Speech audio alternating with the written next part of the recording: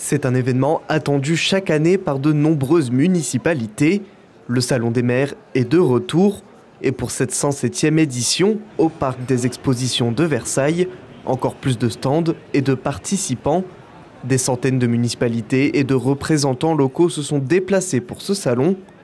L'objectif, rencontrer et trouver des idées pour leur commune, mais c'est aussi l'occasion de débattre sur certains sujets, la difficulté des territoires ruraux d'attirer des médecins. On charge un certain nombre de compétences qui devraient être prises par l'État devant la désertification médicale, parce que c'est quand même bien ça qu'il faut nommer.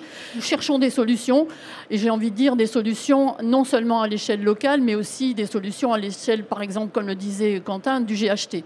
En ce qui concerne, nous, notre communauté d'agglomération, on fait un certain nombre de tentatives de séduction. Il faut bien dire les choses comme elles sont.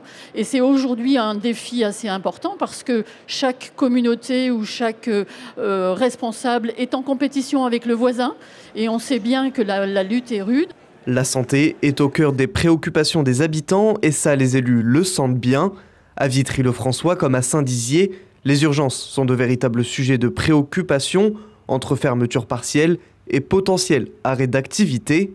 Autre point décisif avant les élections de 2026, la sécurité, armement de la police municipale, territoire de sécurité urbain et rural, insécurité.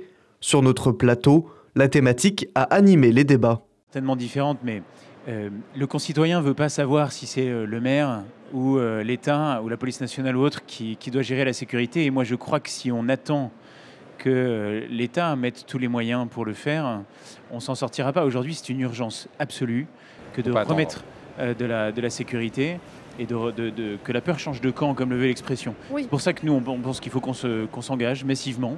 C'est ce qu'on appelle la coproduction de sécurité. C'est à un moment, ça marche que si on y est tous.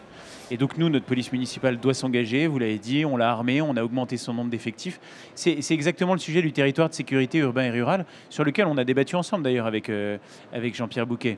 C'est jusqu'où devons-nous aller? Et c'est vrai qu'il faut qu'on trouve le juste milieu. On ne doit pas faire le travail à la place de l'État, et pour autant, on a quand même une part du travail qui doit être fait. Les participants ne pouvaient éviter le sujet qui fait grincer les dents ces derniers temps, la question des budgets. Depuis la nomination de Sébastien Lecornu au poste de Premier ministre, le Sénat et l'Assemblée nationale n'ont toujours pas voté pour un budget 2026, ce qui représente un frein pour les municipalités. L'État va demander 2 milliards d'euros d'efforts aux collectivités, ce qui ne passe pas auprès des élus. En 24, je dégage 2,4 millions de CAF, d'autofinancement. En 2025, j'en dégage 1,7. Donc, vous voyez, j'ai déjà perdu 500 000, 23% de baisse d'autofinancement. Mais si ça continue, parce que c'est annoncé, ça y est, c'est parti, ça va être beaucoup compliqué pour les communes. Et en particulier pour les territoires industriels, qui sont particulièrement pénalisés. On nous a prélevé l'an passé le DILICO. C'est une espèce de prêt obligatoire qu'on nous rembourserait dans 3 ans. Et puis là, maintenant, non seulement ça ne va plus devenir un prêt obligatoire, ça va être un prêt sous condition de remboursement, comprendre qu'on ne sera jamais remboursé, mais on va le doubler. Donc nous, on a payé 250 000, on va payer 500 000.